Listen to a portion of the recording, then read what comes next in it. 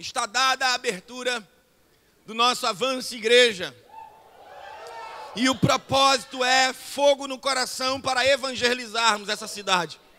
Evangelizarmos as pessoas. Porque a palavra diz em Efésios 4,14, existe foi dito para a minha vida e para a tua vida, para a vida da nossa igreja.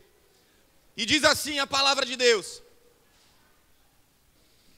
Foi dito assim: desperta, ó tu que dormes, levanta-te dentre os mortos e Cristo resplandecerá sobre ti. Bata no seu peito e diga: pode resplandecer sobre mim. Desperta, ó tu que dormes, levanta-te dentre os mortos, e Cristo resplandecerá sobre ti.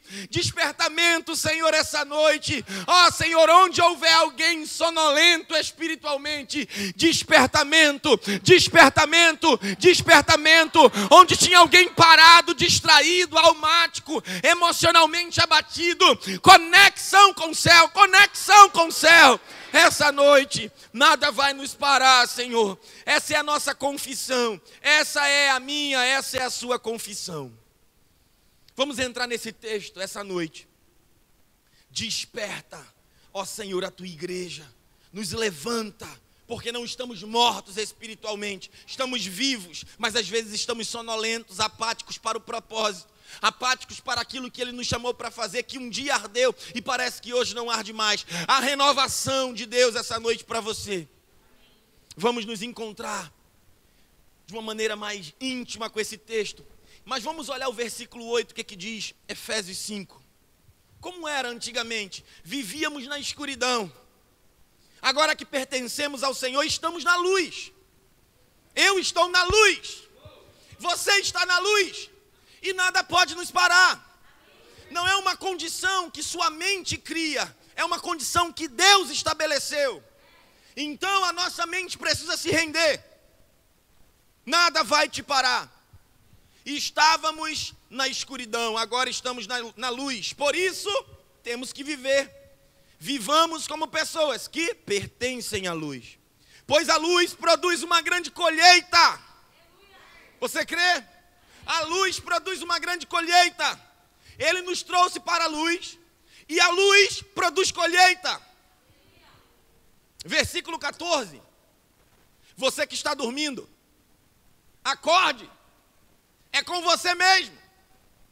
Jesus te chamou para avançar, para olhar para frente, para se limpar dos carrapichos, das sujeiras, da caminhada. Não se distrair com as dificuldades. Olha para frente. O teu propósito. Acorde. Levante-se da morte. E Cristo te iluminará. Essa é a mensagem para essa cidade. A luz de Cristo. Estabelecida sobre cada célula, líder, membro. Alguém aí cheio do Espírito Santo? Luz de Cristo através de você. Estamos hoje ligando a sirene, o despertador dessa cidade. Como são todos os anos. E não importa a programação, se estamos no externo, se estamos aqui, se temos um acampamento, ou se estamos itinerantes nas nossas casas e vindo ao prédio. Não importa a programação, é uma atitude espiritual, que o versículo 15 vai dizer: portanto, prestem atenção na nossa maneira, na sua maneira de viver. Presta atenção, igreja. Presta atenção. Não vivam como os ignorantes, mas viva como os sábios. 16, os dias em que vivemos são maus, concorda? Por isso, aproveitem todas as oportunidades. Todas as oportunidades. Versículo 17, não hajam como pessoas sem juízo. Não hajam como pessoas sem juízo. Mas procurem entender o que o Senhor quer de vocês. Espírito Santo, nós queremos nessas noites consagradas até terça-feira entender o que o Senhor quer de nós. Avança conosco, Espírito Santo. Avança com a gente. Essa passagem fala exatamente sobre o nosso propósito na terra. A chamada vida eterna está disponível para que possamos fazer com ardor, porque se eu sou um ser eterno, eu preciso me colocar à disposição de um discurso de eternidade, de uma palavra de vida, que flui para alguém que está numa condição de morte. E estamos vivos diante da voz daquele que ecoa sobre toda a terra, que é rei.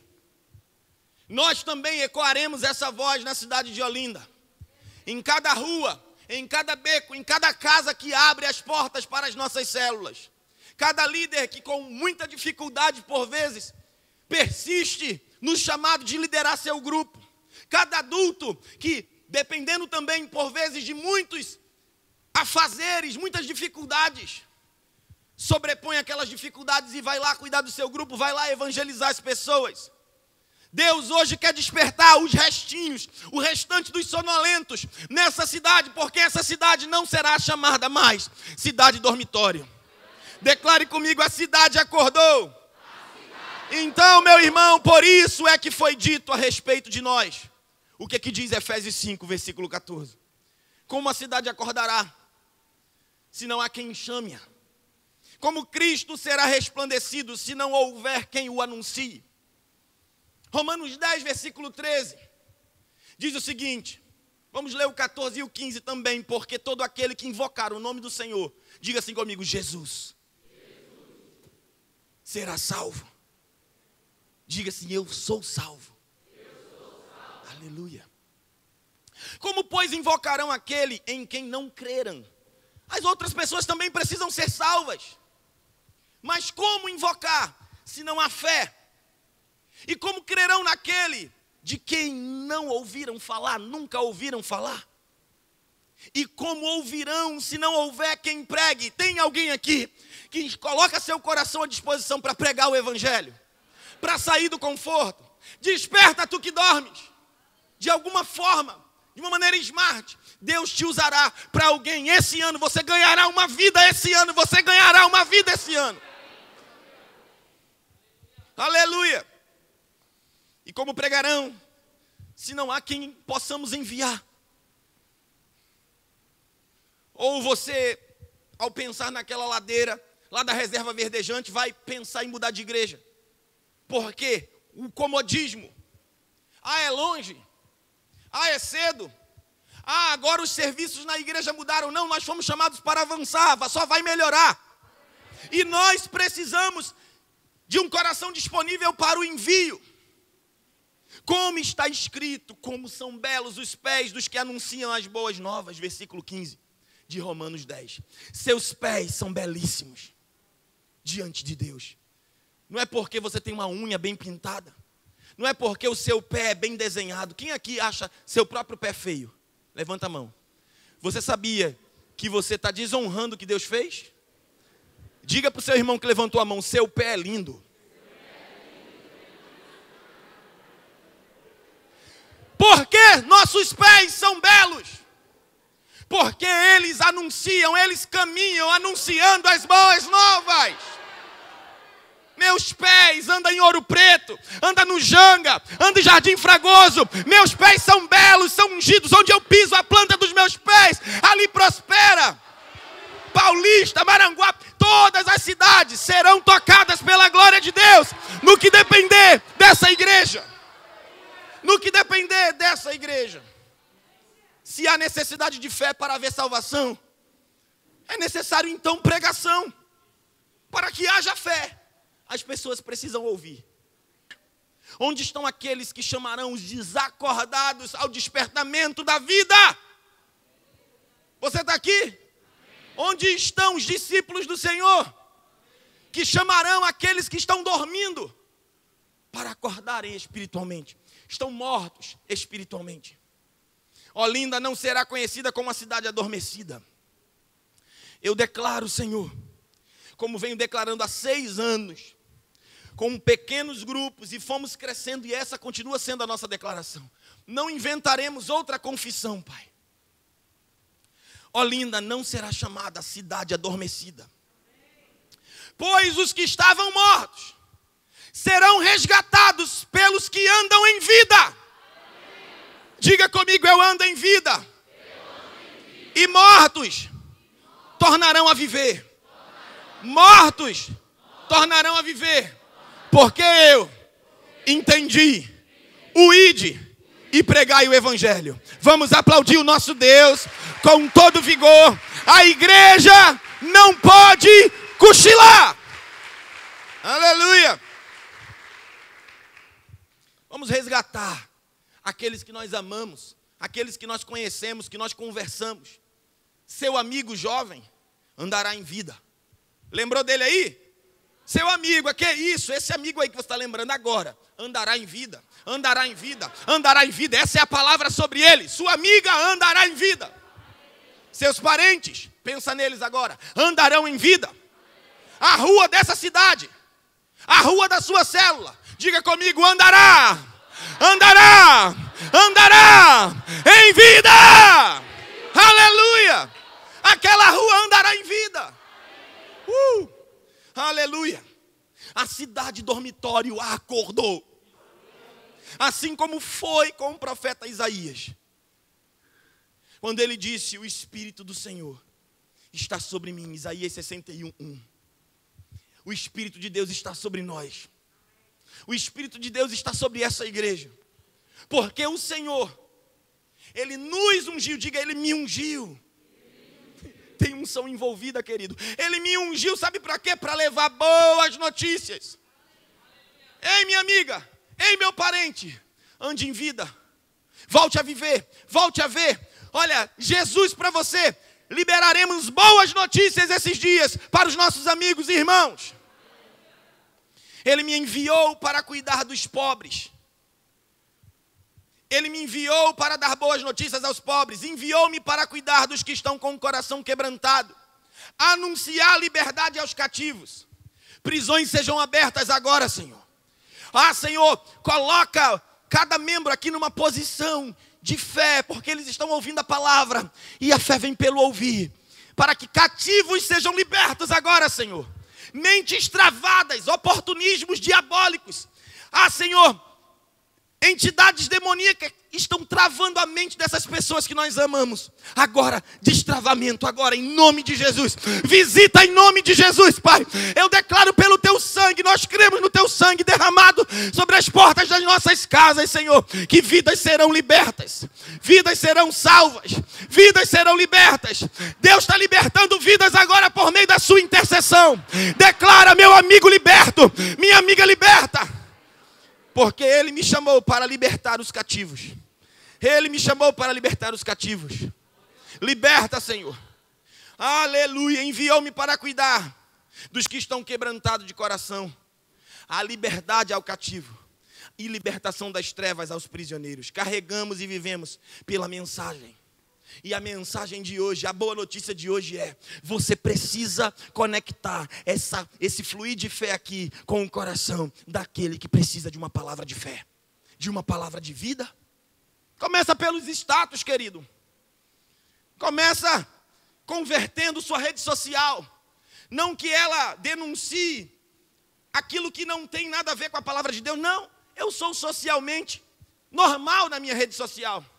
Mas quem foi chamado pelo Espírito não pode ter uma vida normal. O tempo todo exalando o perfume de Cristo. Comunicando a urgência de as pessoas se arrependerem.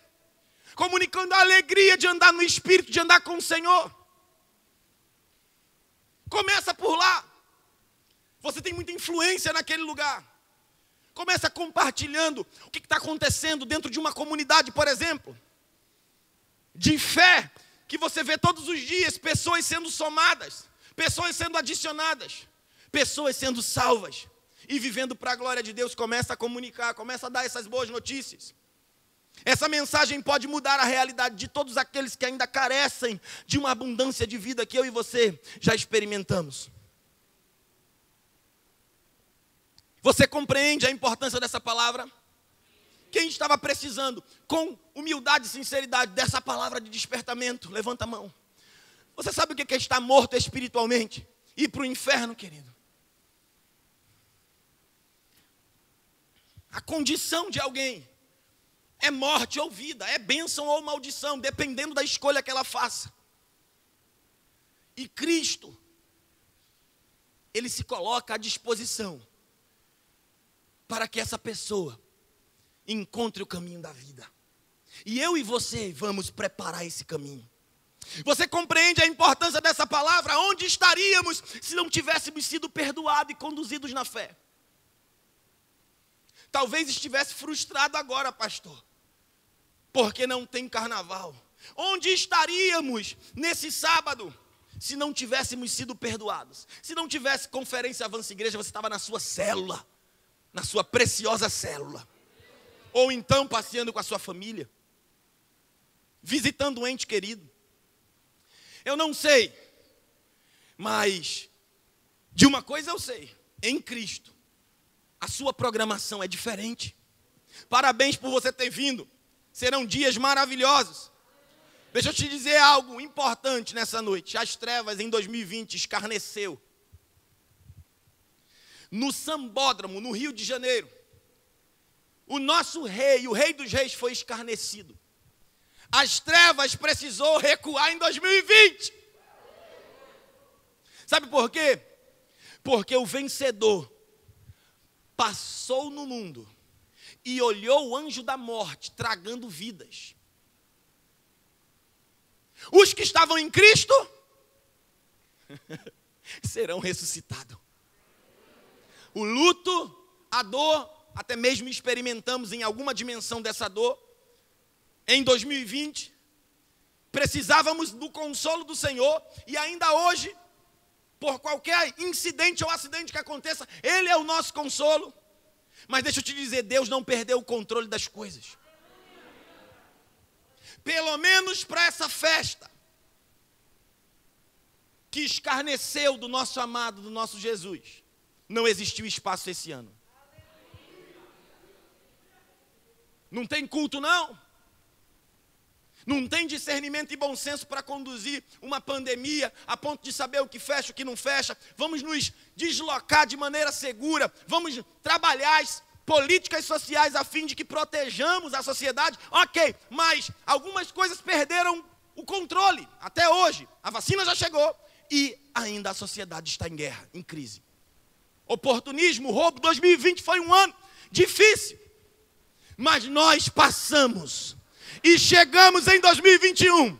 E o decreto de Deus para mim e para a tua vida é: avança com a igreja, avança com a igreja, fala de vida, consola os abatidos, tira pessoas do luto, porque o que eu tenho é grande.